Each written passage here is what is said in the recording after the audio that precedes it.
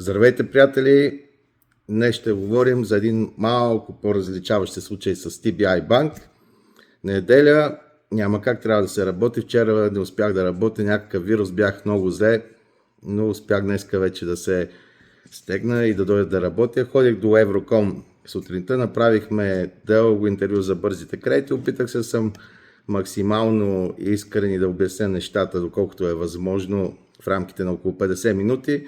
Но не го даваха директно, ще бъде на запис и ще ни уведомят кога ще се предава това интервю вчера за бързите кредити. То ще е пак в училище за родители. Сега да видим TBI Bank какъв е случая. Случай е по-особен, защото моята клиентка е била измамена от някакво лице по интернет във Facebook, който я убеждава там да натисне да потвърди разни кодове с телефона си и тя е натиснала, с което се оказало, че изтеглила 2 кредита от TBI Bank, по-голям и по-малък. Сега тя е потвърдила със своя телефон и измамата, после той изтрил чатове, всичко много трудно ще бъде доказано, защото те парите не са изтеглени. Впрочем, той не е успял да ги изтегли, защото тя после получила, след като е потвърдила двата кода, потвърдила, че тя подписала електронно договорите за кредит, е разбрала, че изтеглила договори за кредит и съответно е ходила до банката, разправя се, но не е пуснала заявление първо за отказ от кредита в 14-дневния срок. Не е знаела, че трябва да пусне такова, така че няма писмен отказ от кредита. Пуснала е, че била измамена и кредита е теглен заради друго лице, което е излагало да натисне на кодовете, но това нещо трябва да се докаже. В случая той като е изтрил там чатове, всичко е изтрито, ако не е имала скриншотове, не знам точно как случва, но нямаме такива доказателства, имам само свидетелски показания, на кого е споделила. Това няма да стане. Сега била е заблудена, не е изтеглила парите. Аз първоначално мислех да търся заради измама някои от основанията от Закона за задълженията и договорите, но като тръгна делото видях, че няма да успея да го докажа.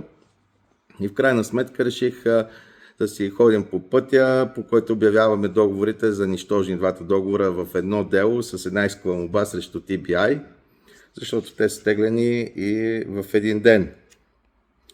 И съответно при нищожните договори се връща каквото чисто взето. Пък тези суми не са теглени от нея, те стоят в банкова сметка, която е направена специално за тези пари да ходи да си ги изтегли от TBI. Съответно парите са там и реших, че така е най-удачно, вместо да се опитваме с експертиза да доказваме дали е била измамена, защото тук прецених, че просто не е удачно, няма да стане, риска е много голям да не успеем. Затова си тръгнах по този път за недействителност на договорите и нищожност. В случая с TBI там се водят направо нищожни, въпреки че пак се прилага закон за потребителския кредит, член 22. И сумите са в тази банкова сметка, като успеем да докажем, че са нищожни договорите, направо да си ги изтеглят парите от тази банкова сметка, ще искаме от TBI, защото тя е предоставена от тях банкова сметка и си е тяхна. Така и се случи. Ще видите, договорите, всичко тук е доказвано. За това нещо, като говорим, съм взел, то се вижда тук, ще видите 800 лева хонорар за 2 договора, много експертизи имало.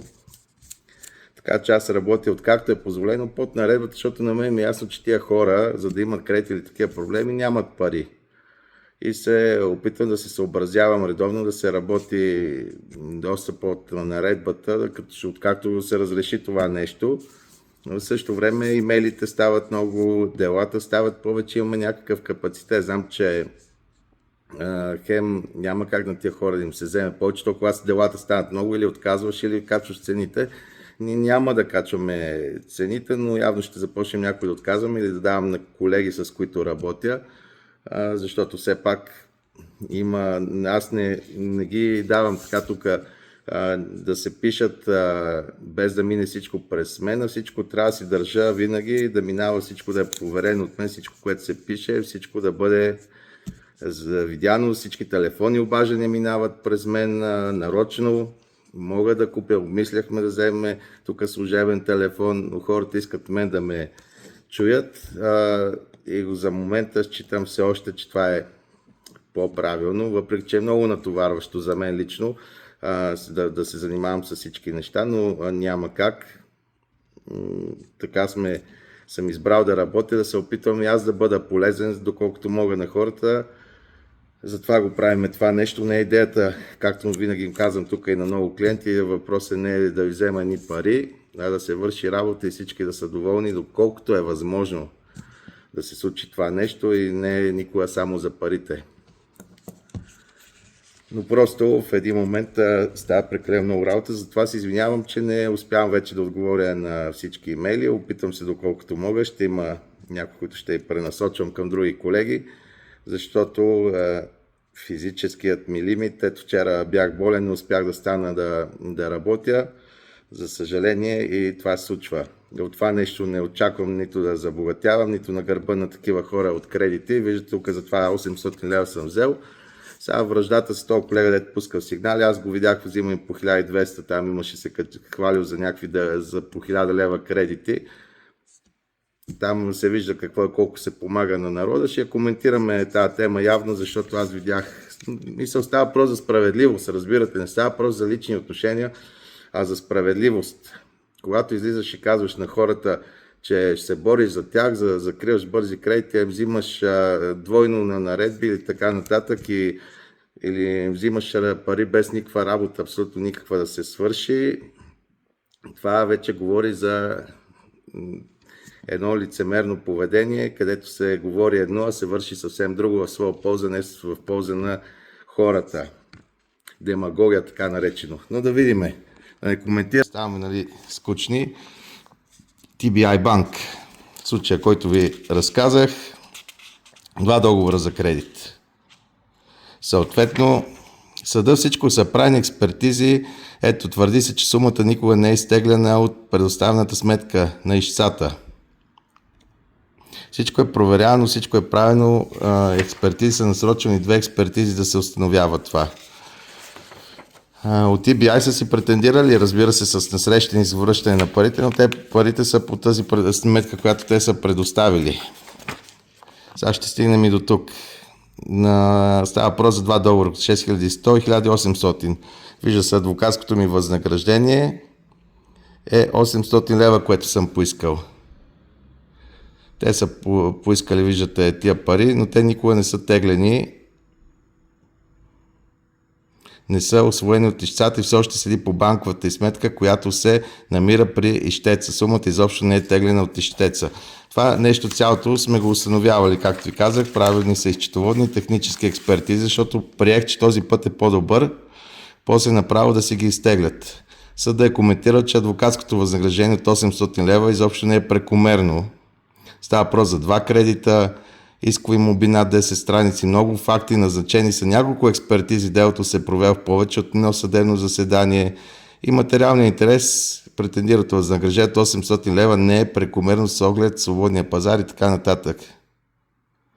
И експертизите, те са по 500 лева експертизата, следователно всичко с държавни такси, са осъдени TBI за 1687 евро, за 3300 лева, като само 800 лева от това са адвокатски хонорари. Аз съм се съобразявал, че клиентката трябва да плаща толкова много пари за държавни такси, за експертизи, за да докаже това нещо, но ще бъдат върнати, както се вижда. И виждате, договор е признат за нищожен. Е недействителен тук. Недействителен по закон за потребителския кредит, член 22. Недействителен по втория договор и са осъдени. Тук тя е осъдена да им връща парите, но тия пари са в банковите им сметки.